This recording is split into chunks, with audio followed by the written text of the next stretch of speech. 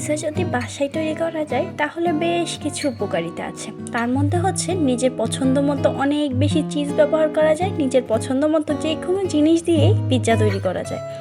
আসসালামু আলাইকুম, সবাইকে স্বাগত জানাচ্ছি রেসিপি বাই ফারহানা এই চ্যানেলের আরেকটি নতুন ভিডিও দেখার জন্য। আজকে আমি আপনাদের সাথে দেখাবো হোমমেড পিৎজা রেসিপি। তো চলুন, তার জন্য প্রথমে আমি কুসুম গরম পানি নিয়েছি আধা কাপ। এখানে অবশ্যই কুসুম গরম পানি নিতে হবে। তারপরে দিয়ে দিচ্ছি 1/4 কাপ চিনি, দিয়ে দিচ্ছি 1.5 চা চামচের মতো ইস্ট। এখানে অবশ্যই এটা ব্যবহার করতে পারেন, আপনারা চাইলে হোমমেডটাও ব্যবহার করতে পারেন। দিয়ে খুব ভালো করে এটাকে মিক্স করে নিব। দিয়ে দিচ্ছি 1/2 চা চামচের মতো লবণ, আপনারা আপনাদের স্বাদ অনুযায়ী এখানে লবণ দিবেন। তারপরে দিয়ে দিচ্ছি ময়দাটা আপনারা 1/2 কাপের জন্য, আমার এখানে প্রায় 1.25 কাপের মতো ময়দা লেগেছে। আপনারা প্রয়োজন অনুসারে অল্প অল্প করে ময়দাটা অ্যাড করবেন। আমি প্রথমে 1 কাপ, তারপরে 1/4 কাপ, তারপরে আবার 1/2 কাপ ময়দা দিয়ে এই ডোটা তৈরি করে নিয়েছি। ডোটা যাতে সফট থাকে তার জন্য একটু তেল ব্রাশ করে দিয়েছি। এই পিৎজা ডোটা কিন্তু খুব বেশি শক্ত হবে না, খুব বেশি নরম হবে না, একটু নরম টাইপের থাকবে। এটাকে আমি প্রায় 4 থেকে 7 ঘন্টা রেস্টে দিয়েছিলাম। অন্যদিকে আজকে আমি চিকেন পিৎজা তৈরি করব, যার জন্য একটা মুরগির বুকের মাংস নিয়েছিলাম। নিয়ে এটাকে ঠিক এরকম পাতলা পাতলা করে কেটে নিচ্ছি। এটাকে অবশ্যই এভাবে চিকন চিকন করে কেটে নেবেন, ঠিক এইরকম দেখুন, তাহলে রান্না করতে এটার বেশ কিছু সুবিধা হয়। এখন এটাকে আমি ম্যারিনেট করে প্রায় 30 মিনিটের মতো রেখে দিব। এখানে আমি স্বাদ মতো লবণ দিয়ে দিচ্ছি 1/2 চা চামচ, 1/2 চা চামচ দিয়ে দিচ্ছি রসুন কুচি অথবা রসুন পেস্ট, 1/2 চা চামচ আদা বাটা, তারপরে দিয়ে দিচ্ছি 1/2 চা চামচ লাল মরিচের গুঁড়া, 1/2 চা চামচ গরম মশলার গুঁড়া এবং 1 চা চামচ সয়া সস। এখানে সয়া সসটা অবশ্যই ব্যবহার করবেন। এই সবগুলো উপকরণকে ভালো করে মিক্স করে নিব। মিক্স করে এটাকে আমি 30 মিনিট রেস্টে রেখেছিলাম। এই সবগুলো উপকরণ কিন্তু আমাদের সবার বাসায় থাকে, শুধু একটু সময় হলে 600-700 টাকা পিৎজা আমরা বাসায় তৈরি করতে পারি। এখন মুরগির মাংসগুলোকে ভেজে নিব। তার জন্য একটা কড়াইতে 2 টেবিল চামচের মতো সয়াবিন তেল দিয়ে দিয়েছি। তেলকে কড়াইয়ের মধ্যে একটু ব্রাশ করে দিচ্ছিলাম। এখানে আমি 1/4 কাপের মতো পেঁয়াজ কুচি নিয়েছি।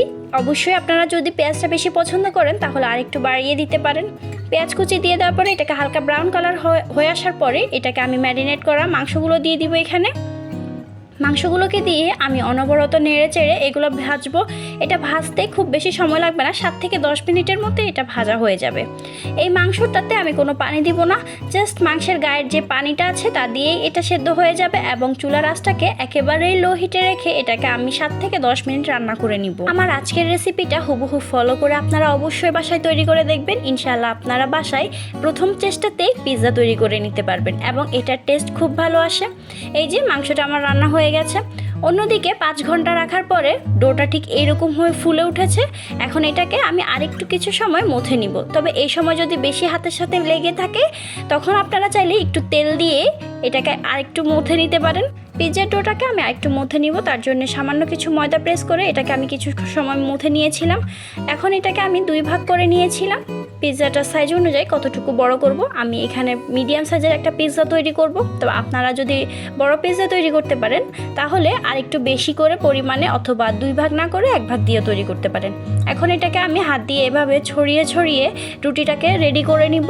এখানে আমি কিন্তু কোনো বেলুন ব্যবহার করিনি, পুরোটাই হাত দিয়ে দিয়েছি।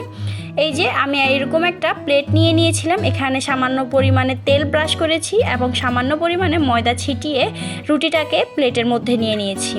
এখানে আমি চেষ্টা করেছি কর্নারটাকে একটু উঁচু রাখার জন্য এবং তারপরে মধ্যখানের অংশটা যেন ফুলে না উঠে তার জন্য একটু কাঁটা চামচ দিয়ে ফুটো করে দিয়েছি। এখানে আমি দিয়ে দিচ্ছি পিৎজা সস। এখানে যথেষ্ট পরিমাণে পিৎজা সস দিবেন, আপনারা যে পরিমাণে খেতে পছন্দ করেন। এখানে তবে খুব কম হলে পিৎজার টেস্টটা ভালো আসে না, আবার বেশি হলেও ভালো আসে না, তাই পরিমাণ মতো দিবেন। এখানে আমি প্রায় 1/3 কাপের মতো পিৎজা সস ইউজ করেছি। এই পিৎজা সসটা কিন্তু আমি বাসায় তৈরি করেছি। পিৎজা সসের ভিডিও যদি আপনাদের প্রয়োজন পড়ে আমি ভিডিও ডেসক্রিপশন বক্সে দিয়ে দিব, আপনারা অবশ্যই দেখে নেবেন।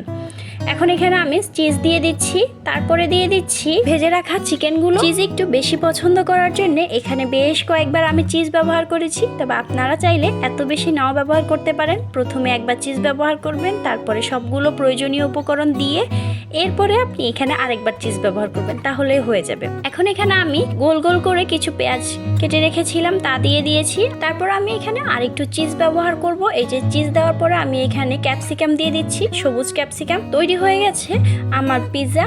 তো তবে আপনারা চাইলে আপনাদের পছন্দ মতো যে কোনো উপকরণ দিয়ে পিৎজাটা তৈরি করতে পারেন। সর্বশেষ আমি উপর দিয়ে একটু চিজ এবং অরিগানো দিয়ে দিয়েছি। এটাকে আমি মাইক্রোওয়েভে 180 ডিগ্রি সেলসিয়াসে 10 মিনিটের মতো বেক করে নিয়েছি। পিৎজাটা কত সুন্দর উঠে এসেছে। আমার ভিডিওটা যদি ভালো লাগে প্লিজ চ্যানেলটিকে সাবস্ক্রাইব করে আমার পাশে থাকার অনুরোধ রইল। হ্যাঁ, অবশ্যই বন্ধুদের সাথে শেয়ার করতে ভুলবেন না।